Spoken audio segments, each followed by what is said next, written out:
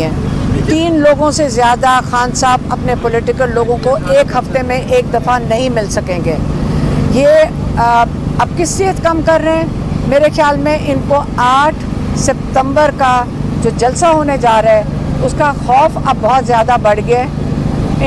ان کو میرے خیال میں جو حکومت ہے جس کے اندر جو آپ کی جو شہباز شریف کی حکومت یا مریم نواز کی حکومت، ان کا خوف بڑھتا جا رہا ہے.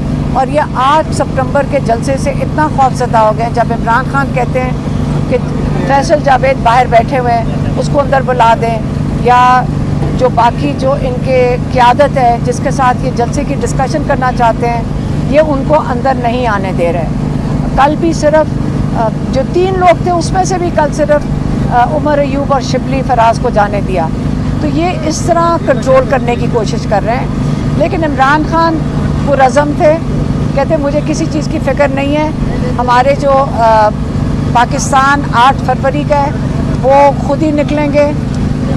مشکلات بھی ہوئیں گی، کوئی فرق نہیں پڑتا. اگر انتظام نہیں بھی ہوگا لوگ انشاءاللہ خود ہی آ جائیں گے 8 ستمبر کو، کیونکہ میں نے خود اس کی کال دی ہے. مجھے پتہ ہے کہ یہ وقت آ گیا ہے کہ ہمیں یہ موومنٹ جو ہے اپنے انصاف کے لیے شروع کرنی پڑے گی. اب ٹائم آ گیا ہے، انہوں نے یہ کہہ دیا. دوسرا کیس کے بارے میں دیکھیں، آج بیل لگی ہوئی تھی توشے خانے کے لیے. پری اریسٹ بیل ہمارے لائرز نے مانگی.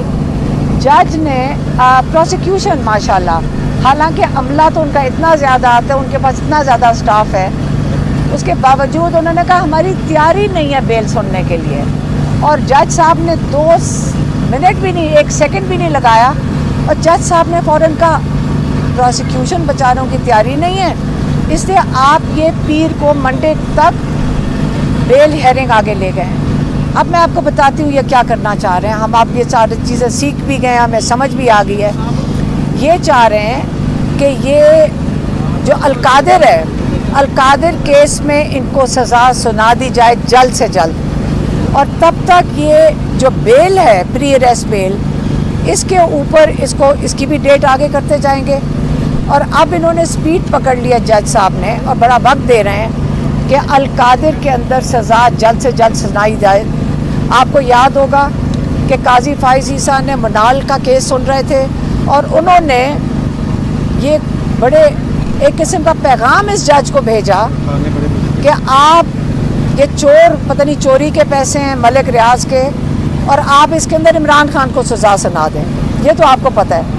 اب جج صاحب صرف 1 دن کا انتظار کر رہے ہیں کہ جلد سے جلد یہ سزا سنائی جائے. اور عمران خان کو جب سزا سنا دیں گے اس کے بعد 2-3 مہینے ہمارے لائرز کے مطابق کم سے کم 3 مہینے لگیں گے کہ یہ ہائی کورٹ میں جا کر، جو 1 دن کا کیس ہوتا ہے آپ کو پتہ ہے، ہائی کورٹ میں بھی 3-3 4-4 مہینے اس کو گھسیٹیں گے. تو عمران خان کو اس طرح انہوں نے جیل سے نہیں نکلنے دینا. اس کے بعد اور کیسز تیار کریں گے. اب ہمیں فیصلہ کرنا ہے کہ یہ جو ناجائز کیسز بناتے چلے جا رہے ہیں، ہم نے ان کا تماشا کتنی دیر یہ سہنا ہے. ہماری تو برداشت، ہم 1 سال سے یہ تماشا دیکھ رہے ہیں. اب یہ القادر کا ہم انتظار کر رہے ہیں کہ القادر میں یہ جج صاحب کس چیز پہ سزا دیں گے عمران خان کو.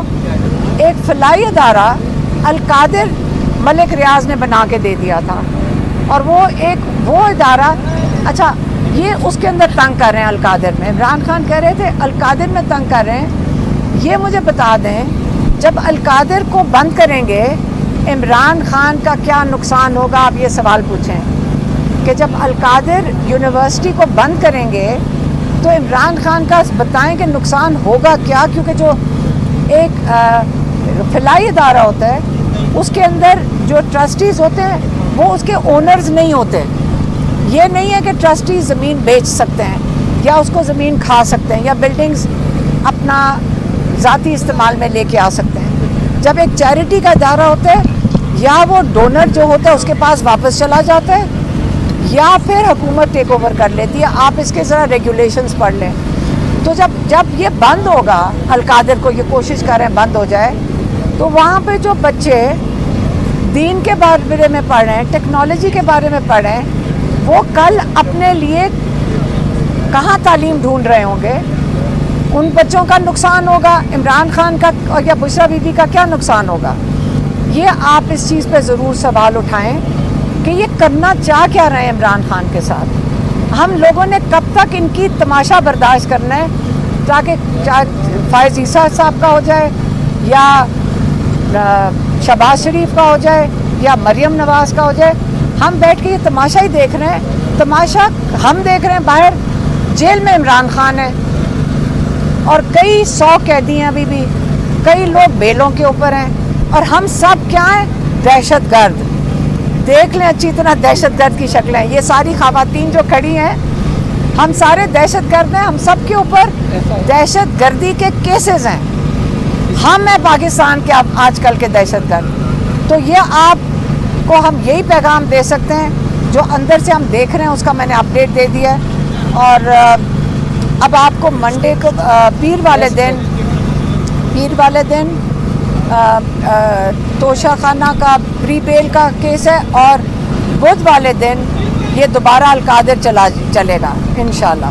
مہربانی. ایک منٹ ذرا میں بات کروں. یہ رانی نورین نیازی بات کریں. میں میڈیا سے ایک بات کرنا چاہتی ہوں. بڑے عرصے سے بہت دفعہ بات ہوئی ہے, لیکن میڈیا کبھی اس کو رپورٹ نہیں کرتا. ملٹری کسٹڈی میں بہت سارے لڑکے ابھی بھی ینگ بچے چھوٹی عمر کے موجود ہیں, جن کے اوپر کوئی بات ہی نہیں کر رہا. نہ ان کے کیسز کا ہو رہا ہے کہ سپریم کورٹ نے فیصلہ کرنا ہے, نہ وہ فیصلہ کر رہے ہیں, اور یہ کچھ نہیں پتہ کہ ان کا کیا آگے انجام ہونا ہے.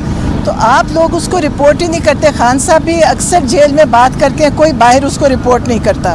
تو آپ پاکستانی ہو کے, ایک میڈیا ہو کے اس کے اوپر بات کریں کہ ملٹری کورٹ کے ناجائز کیسز بنا کے ناؤ بے کے جوان بچے چھوٹی عمر کے, جن کی پڑھائیاں بھی ضائع ہو رہی ہیں, ان کے ایک سال پڑھائی کے ضائع ہو گئے, نوکریاں لوگوں کی چلی گئی ہیں, اور گھروں کو جو سنبھالنے والے بچے ہیں وہ سب بیٹھے ہیں. آپ لوگ پلیز اس کے اوپر کریں, انسانیت کے طور پہ کریں. یہ نہیں کریں کہ یہ کوئی سیاسی بات ہے, انسانوں کے لیے کریں. وہ بچے 17 سال سے لے کے 30-40 سال تک کے بچے ہیں, کوئی نوکری کرتا ہے, کوئی پڑھ رہا تھا, ڈگریاں ان کی رہ گئی ہیں.